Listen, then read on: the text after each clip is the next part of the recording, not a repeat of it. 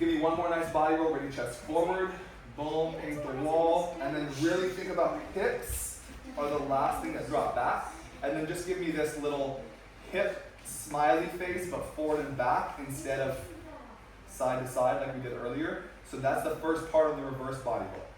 Then really drive the hips forward as much as you can as you kind of lean back. Do it again, hips back.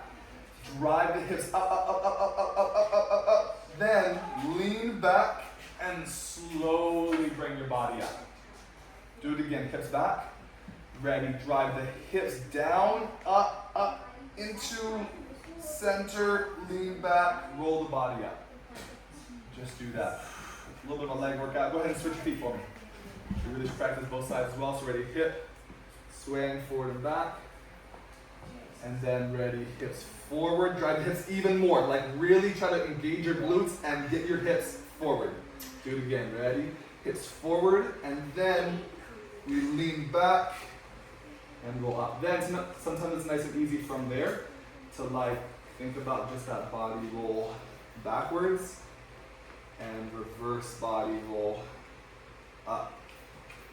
Body roll backwards, drive the hips, body roll slow on your own. Let me see, here we go.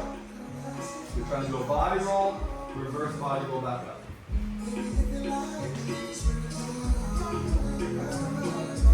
Yeah, we're gonna start with the hips.